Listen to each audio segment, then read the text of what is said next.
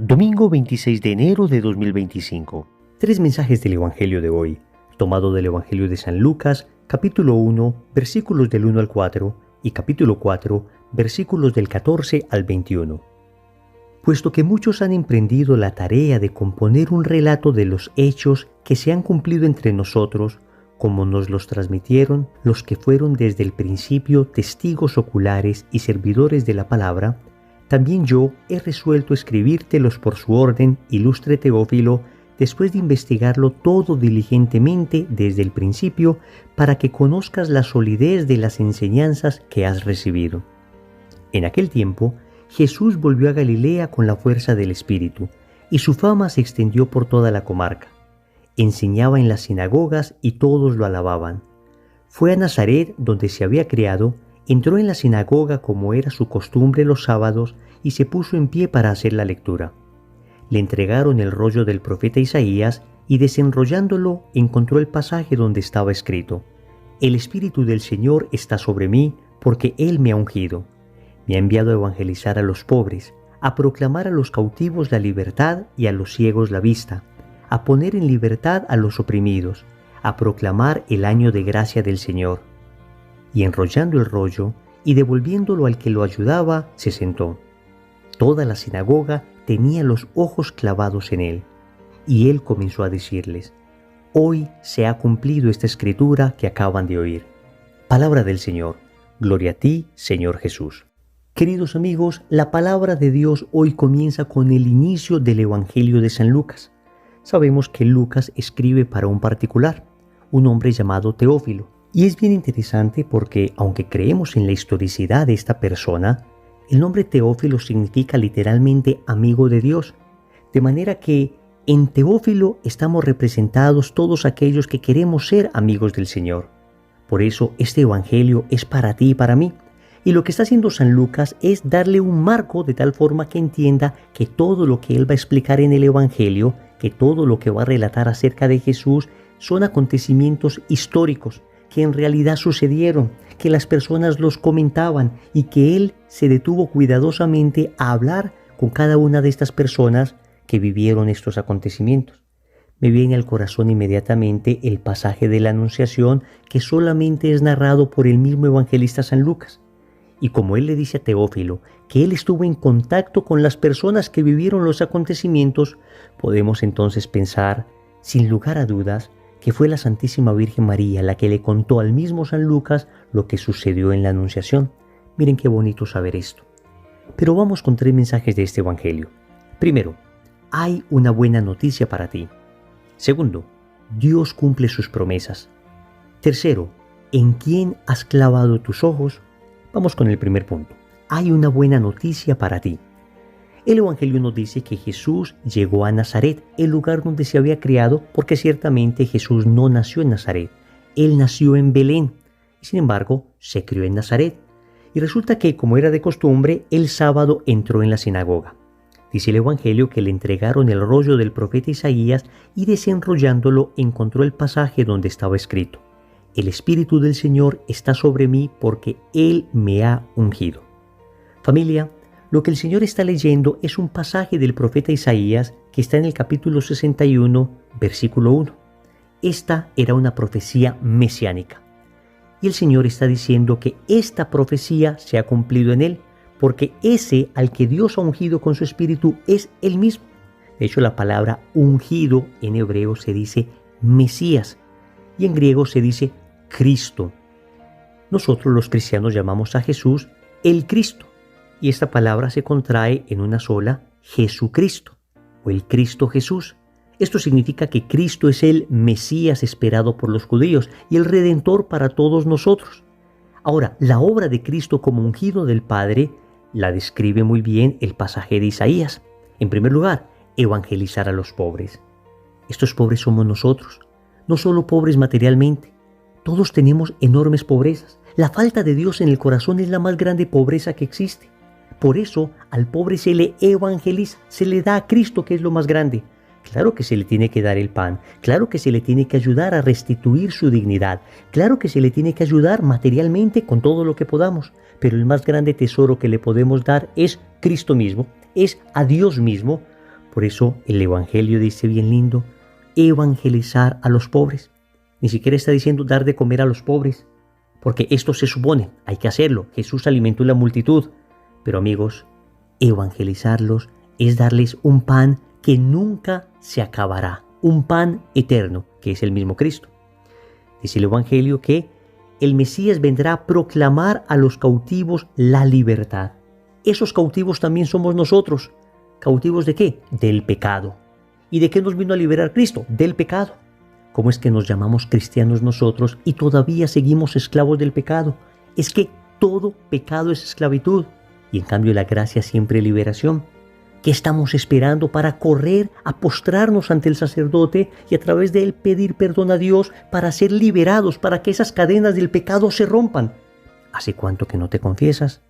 Sigue el Evangelio diciendo que el Mesías va a dar vista a los ciegos. ¿Cuál es tu ceguera? ¿Qué es lo que no vemos adecuadamente? ¿Qué es lo que no vemos aunque está frente a nosotros? Eso es lo que sucede con un ciego. Tiene frente a sí las cosas y no las puede ver. En muchas ocasiones nosotros tenemos frente a nosotros las bendiciones y estamos ciegos y no las podemos ver. ¿Con cuántos hombres he hablado que después de destruir su matrimonio me dicen, Wilson, tenía frente a mí la más grande alegría que eran mi esposa y mis hijos y no los veía? Veía solamente la lujuria, veía solamente el placer que me podía dar esta otra mujer. Hemos sido ciegos. Nuestras pasiones desordenadas nos enceguecen y el Señor con su gracia viene a darnos vista. Sigue el Evangelio diciendo, a poner en libertad a los oprimidos. ¿Qué te oprime en este momento? ¿Qué te genera tristeza? ¿Qué te genera angustia? ¿Qué te genera dolor? ¿Qué estrecha tu corazón? ¿Qué aplasta tu pecho en este momento? Pues el Señor viene a darte alegría, libertad, felicidad.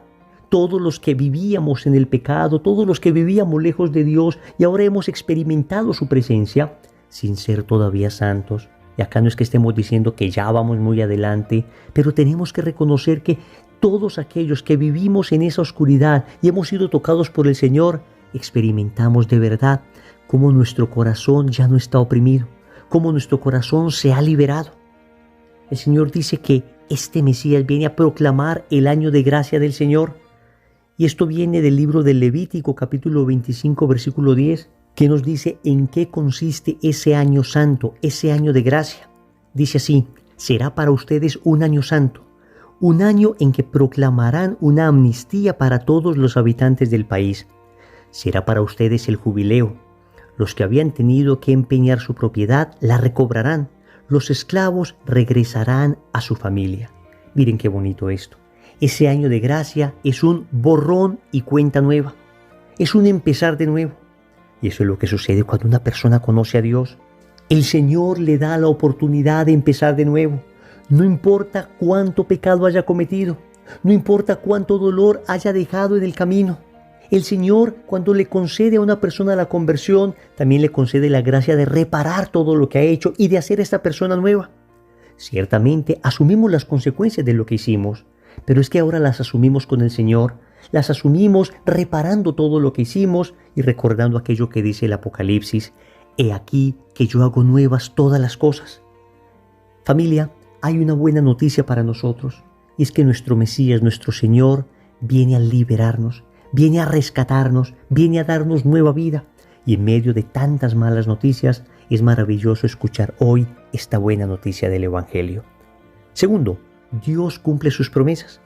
Al finalizar el Evangelio, el Señor le dice a todos los de la sinagoga, hoy se ha cumplido esta escritura que acaban de oír. Familia, ya lo dijimos, esta era una profecía del libro de Isaías, que se había escrito unos 7 siglos antes de Cristo. Isaías capítulo 61, versículo 1. Lo que el Señor les está diciendo es que hace 7 siglos esto se profetizó y hoy se está cumpliendo, porque la palabra de Dios se cumple. Y esto es importante que lo tengamos frente a nosotros permanentemente. En medio de las crisis de fe, en medio de los ataques que el mundo nos lanza, recordemos siempre que estamos del lado de la palabra de Dios, que es palabra que se cumple, que es palabra que no pasará, aunque el cielo y la tierra pasen. Y esto nos llena de confianza, porque si esta profecía de Isaías se cumplió 7 siglos después, entonces todas las profecías de la Biblia se cumplen. Todas las promesas del Señor se cumplen. Recordemos aquella que aparece en Mateo capítulo 6, versículo 33. Buscad primero el reino de Dios y su justicia, y todo lo demás se os dará por añadidura. Hay una promesa del Señor para aquellos que le ponen a Él de primero, para aquellos que reorganizan su vida y establecen la prioridad adecuada. Hasta ahora nosotros hemos puesto primero el dinero, primero el placer, primero el poder, incluso primero cosas buenas, nuestra familia, nuestra salud. Pero el Señor nos dice, no, todo eso puede ser importante, pero lo primero soy yo. Al punto que todo lo otro se puede perder, pero no me pierdas a mí. Porque si le tenemos a Él, lo tenemos todo. En efecto, cuando amas a Dios, cuando le pones en el primer lugar, cuando en tus decisiones lo primero es el santo temor de Dios, entonces todo lo demás se da por añadidura. Es una promesa y se cumple. Hay otra bellísima promesa en el Antiguo Testamento que a mí me encanta. Está en Isaías 41:10 y dice el Señor, no temas, pues yo estoy contigo. No mires con desconfianza, pues yo soy tu Dios. Yo te he dado fuerzas, he sido tu auxilio y con mi diestra victoriosa te he sostenido. Hasta aquí el texto bíblico. Qué tremenda promesa. Qué confianza podemos tener en ese Dios que está asegurándonos que en medio de las dificultades, que en medio de los dolores, que en medio de los temores, Él está con nosotros. Óyeme, Dios está de tu lado. Por supuesto no puede aplaudir lo malo que hacemos, pero aún así está al lado de nosotros para llevarnos a la conversión, para llevarnos a la sanación, para llevarnos por el camino del bien, para perdonarnos. Y cuando seguimos sus caminos, está con la fuerza de su Espíritu Santo en plenitud para ungirnos de tal forma que superemos las dificultades que en ocasiones nos causan miedo. ¡Qué promesas tan lindas! Y así podríamos mencionar centenares de promesas que Dios tiene para cada uno de nosotros. Lo importante es que nosotros le pongamos a Él de primero, que Él sea lo más importante en nuestra vida. Tercero, ¿en quién has clavado tus ojos? El Evangelio dice una bellísima expresión. Toda la sinagoga tenía los ojos clavados en Él, los ojos clavados en Jesús.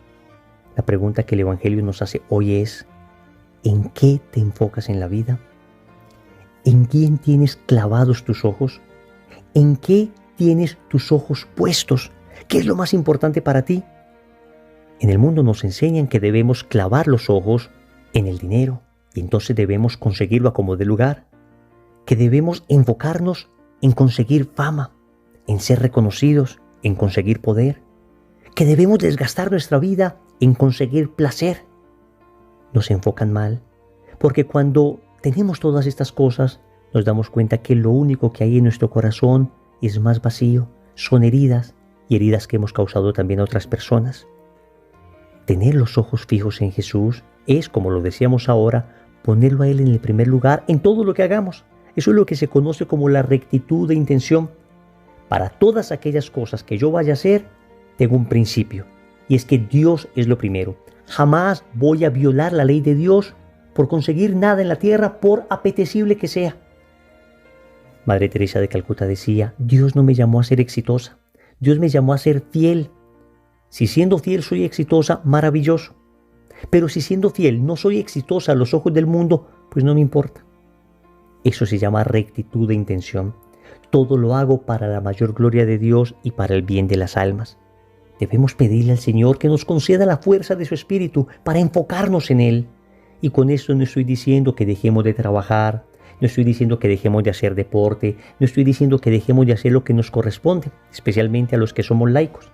Claro que tenemos que seguir siendo padres de familia, tenemos que seguir haciendo las cosas que nos corresponden, pero siempre enfocados en Dios, siempre poniendo los ojos en Dios, siempre sabiendo que todo lo hacemos para su mayor gloria y honra.